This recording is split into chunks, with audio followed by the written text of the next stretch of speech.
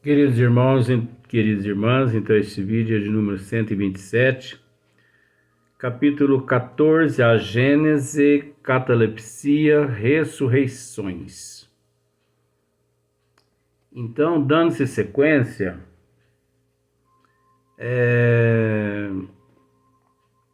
a interrupção pode dar-se pela separação de um membro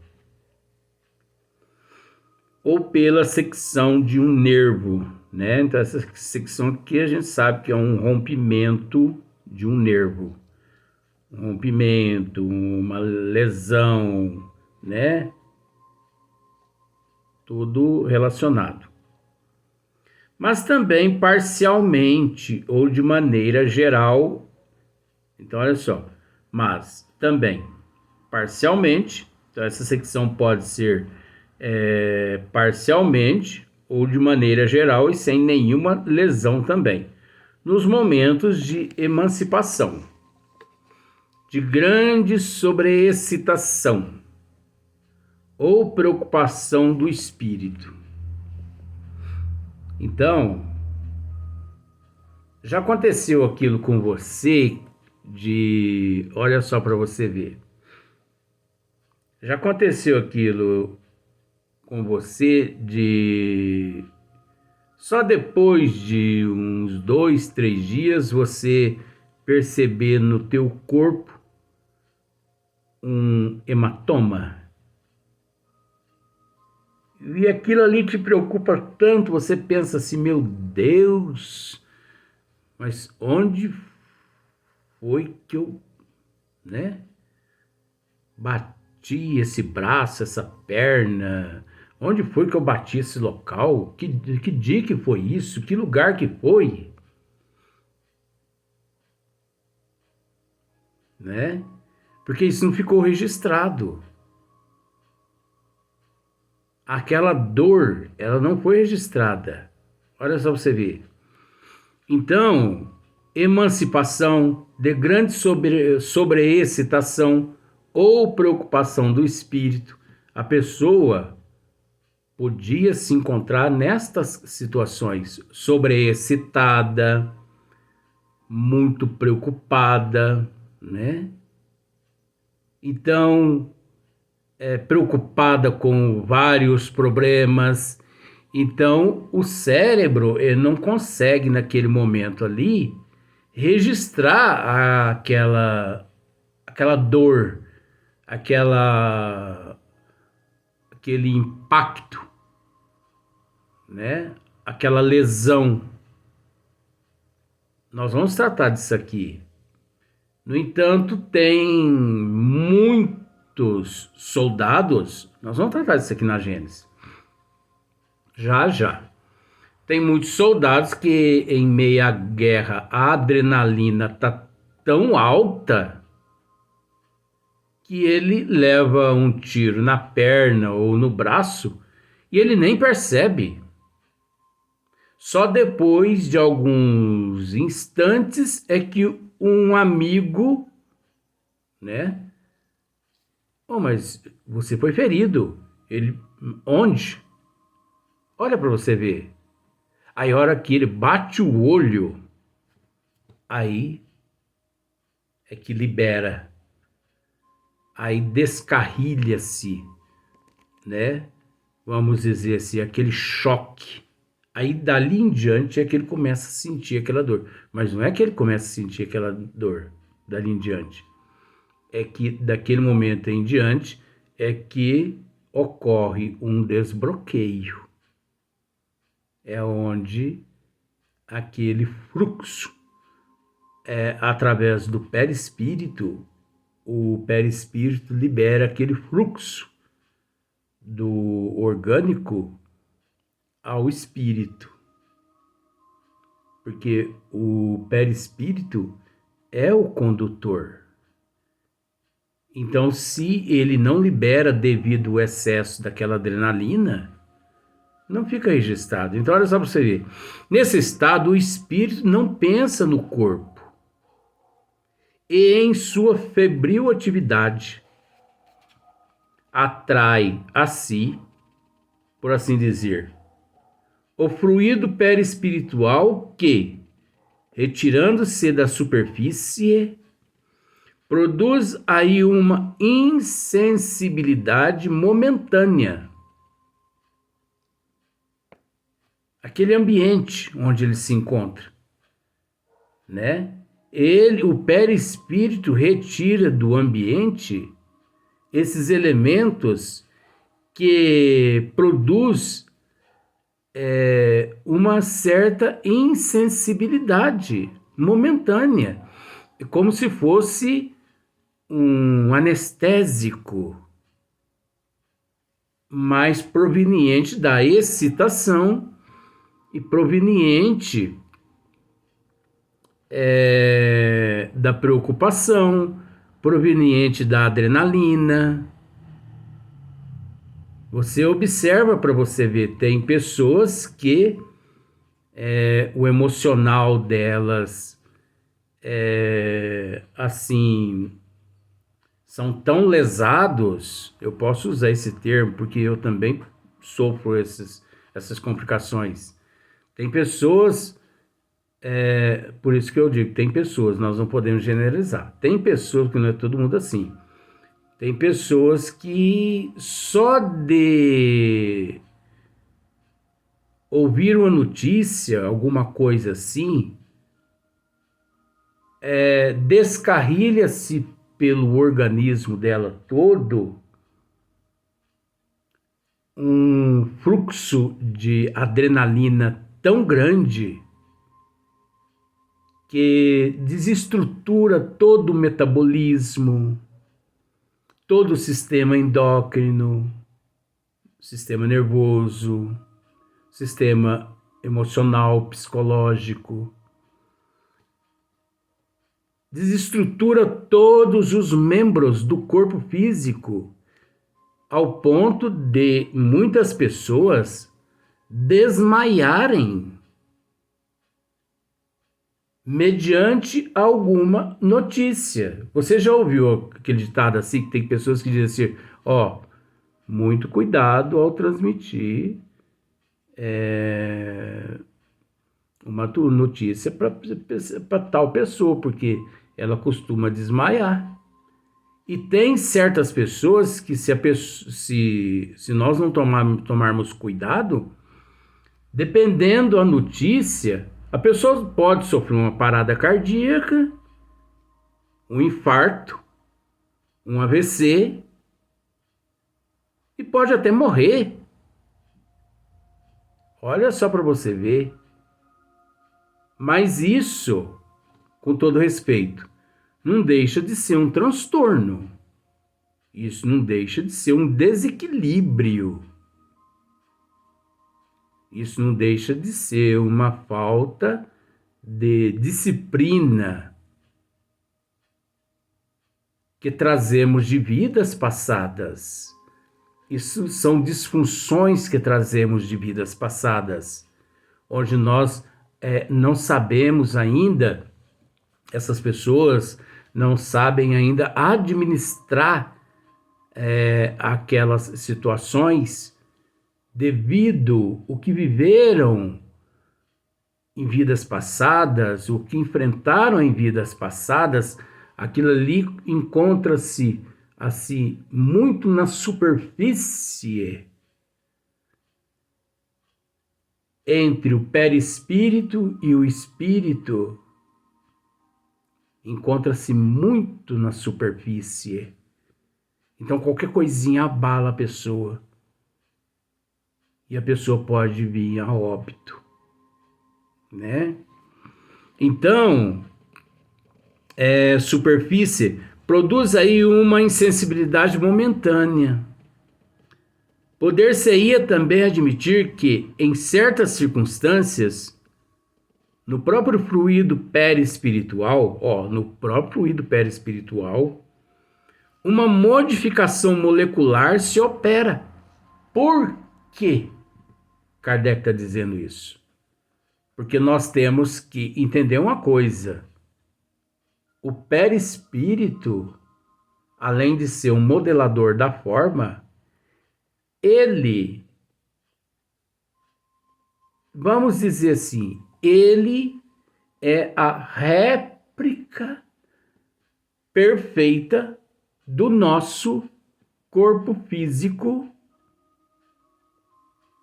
Ele é a réplica perfeita do nosso corpo físico. Você sabia que o perispírito tem coração, pulmão, sistema neurológico? Você sabia que o perispírito, ele tem moléculas, ele tem células, ele tem, enfim, tudo que tem no nosso corpo físico tem no nosso perispírito, como também tem no nosso espírito. Tudo. Olha só para você ver. Poder-se-ia também admitir que, em certas circunstâncias, o próprio fluido perispiritual, uma modificação molecular se opera. Ora, se uma modificação molecular nele se opera, que modificação molecular é essa? Que ele tira temporariamente a propriedade de transmissão. Durante aquele momento de excitação, aquele excesso de adrenalina na corrente sanguínea do sistema orgânico é aí onde trava a cabeça dos fisiologistas, porque eles não conseguem entender por que isso acontece, principalmente numa secção de medula, vamos dizer, por exemplo, assim. E mesmo assim, a pessoa continua sentindo. Por exemplo, olha só para você ver. Eu tinha um amigo que já faleceu, não posso dizer nome. Ele sofreu um acidente, então ele teve um rompimento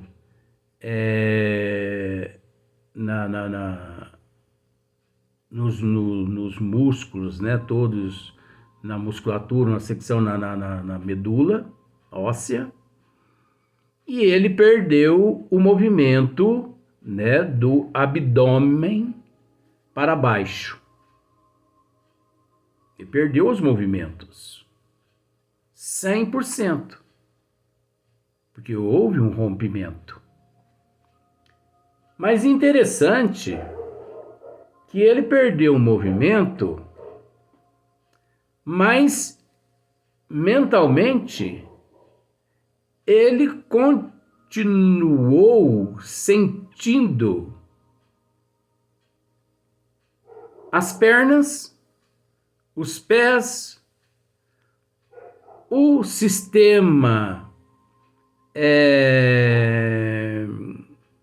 vamos dizer assim, o sistema orgânico dele continuou funcionando do mesmo jeito. O intestino dele, né?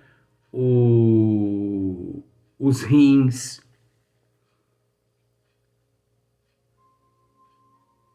a temperatura dos membros inferiores.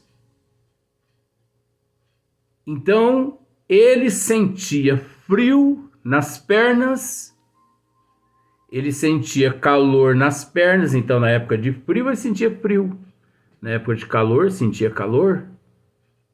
Ele entrava dentro de uma piscina, se a água estava fria, ele sentia água fria.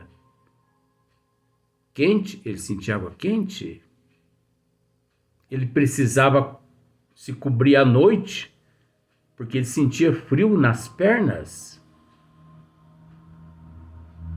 Mas ele não conseguia movimentar as pernas por causa daquele rompimento na medula dele, devido ao acidente. É isso que os fisiologistas não conseguem explicar. Por quê? Que mesmo depois dessa secção, mesmo depois desse rompimento, o paciente ainda continua sentindo tudo. Tanto é que os membros inferiores, eles não se decompõem, o sangue, o sangue flui naturalmente nos membros inferiores normais, tudo normal. A pessoa consegue, enfim, ir ao banheiro, né? Ao toalete, fazer as tuas necessidades ali fisiológicas, tudo. Mas ele não consegue movimentar os membros inferiores daqui para baixo. Mas por que ele não consegue movimentar, coordenar todos aqueles membros, mas ele consegue sentir tudo? Por que aqueles membros não entram em decomposição? Por que aqueles membros ali não, a partir daquele momento, não se desintegram, não se decompõem? Não, a partir daquele momento, não seja considerado membros mortos daqui para baixo, membros mortos. A pessoa morreu daqui para baixo. Mas por que você sabe? Não, porque ela está se decompondo, ela está se desintegrando.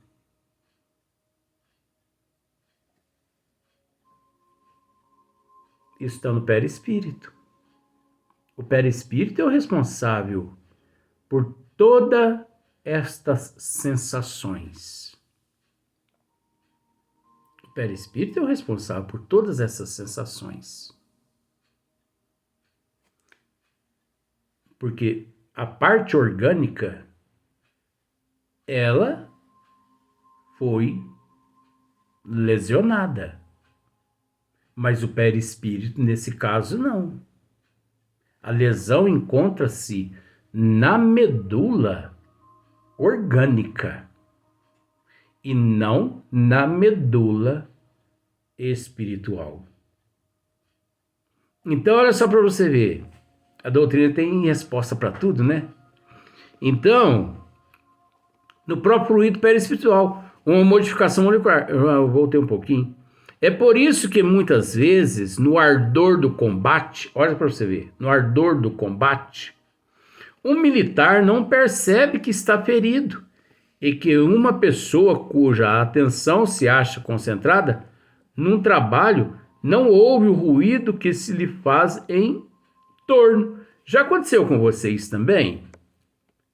Às vezes, você no seu trabalho, você encontra-se assim tão concentrado, né? Ali tão concentrado, mas tão concentrado naquela responsabilidade, pega isso, faz aquilo, faz isso, faz aquilo, tal, tal, tal. Entendeu? Que ali à sua volta, numa casa pode estar tocando uma música, um ritmo, em outra casa está tocando outro ritmo, alto. No outro estabelecimento pode estar tocando outra música. Às vezes, na rua, em frente onde você trabalha, ocorre um acidente, aquele barulho imenso, BARM! E você não ouve, né? Você não consegue ouvir o barulho do acidente, você não consegue ouvir as músicas. Só quando alguém chega e te desperta e fala para você assim, nossa, mas que música alta, hein? Você fala assim, música? É, olha só para você ver. Nossa, é mesmo, é? Aí que cai a ficha. Nossa, mas acabou de acontecer um acidente ali agora, menino. Nossa, menino do céu. Sério? Sério? Oh, mas você não escutou barulho, não? Não. Aí você vai lá, constata realmente o acidente. Então, o ruído que lhe faz em torno, efeito análogo, porém, mais pronunciado, se verifica em alguns sonâmbulos, na letargia e na catalepsia. Olha só, efeito análogo, porém, mais pronunciado, se verifica em alguns sonâmbulos, na letargia e na catalepsia. Então, é aí que entra os neurocientistas, né? É onde trava totalmente a cabeça deles. Porque, vamos dizer assim, nós já tratamos a respeito desses assuntos nos vídeos anteriores. Tanto na letargia quanto na catalepsia, nós sabemos que os fisiologistas aqui na Terra, eles têm esses dois casos como transtornos, né? Patológico, transtornos neurológicos e tudo mais, né? Para eles,